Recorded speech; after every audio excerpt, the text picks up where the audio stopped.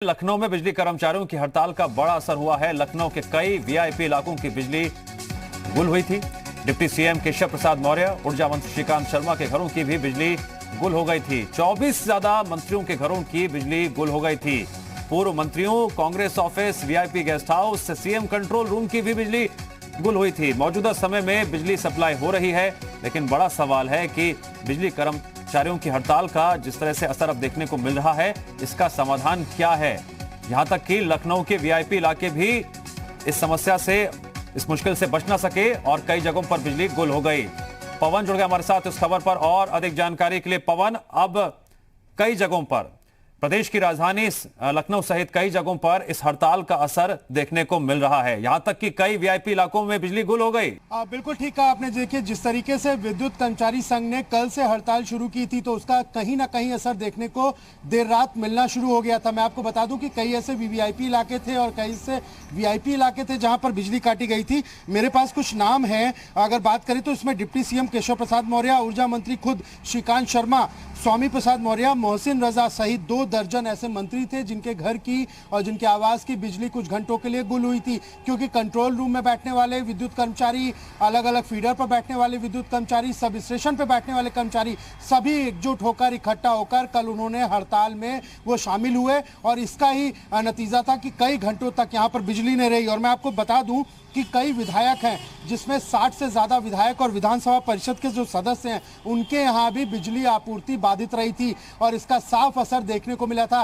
रात के वक्त ये बिजली आपूर्ति बाधित रही थी और कई घंटों तक ये बिजली आपूर्ति बाधित रही। और आज भी जब देर रात तक दोनों के बीच ऊर्जा मंत्री खुद पहुंचे थे विद्युत कर्मचारी संघ के पास और ये हुआ था कि समझौता होते होते दिखाई दे रहा था, लेकिन तब चेयरमैन ने साफ मना कर दिया हस्ताक्षर करने से। उन्होंने कहा कि मुझे कुछ समय चाहिए, यानी हड़ताल आज 12 बजे के बाद फिर यहां पर रहेगी और उसका असर पूरे उत्तर प्रदेश में जगह जगह पर देखने को मिलेगा। क्योंकि कई जगहों पर बिजली आपूर्ति जब बाधित होगी तो वहां पर कर्मचारी उसे ठीक करने की बजाय हड़ताल पर बैठा दिखाई देगा। तो कहीं ना कहीं मुश्किलें आम जनता की और वीवीआईपीज़ की आने वाले समय में बिजली कर्मचारियों की हड़ताल का यह मुद्दा कहां जाता हुआ दिखाई दे रहा है मौजूदा परिस्थितियों में, जिस तरह से फिलहाल बात नहीं बनी।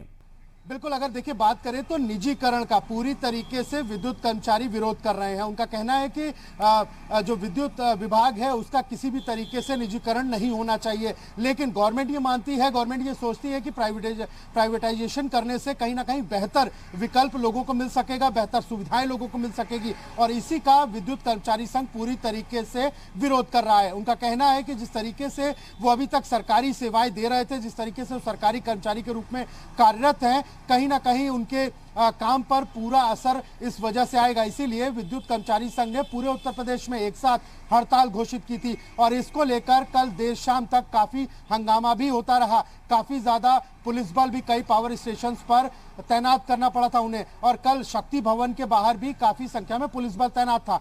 समझौता होने के करार पर था। बताया जा रहा है कि देर रात करीब समझौता हो सकता था, क्योंकि विद्युत मंत्री जो है, बिजली मंत्री जो है श्रीकांत शर्मा, वो खुद पहुंचे थे विद्युत कर्मचारी संघ के पास, उनसे बातचीत की थी और काफी हद तक उनको आश्वासन दिया था और निर्देश भी दिए थे कि ऐसा अभी फिलहाल नहीं होने जा रहा है। लेकिन जो चेयरमैन थे यूपीपीसीएल के, उन्होंने साफ तौर पर हस्ताक्षर करने से मना कर दिया था। उन्होंने कहा उन्हें कुछ समय चाहिए इसके बारे में विचार विमर्श करने पर। ठीक है पवन, आप लगातार नजर बनाए रखिए।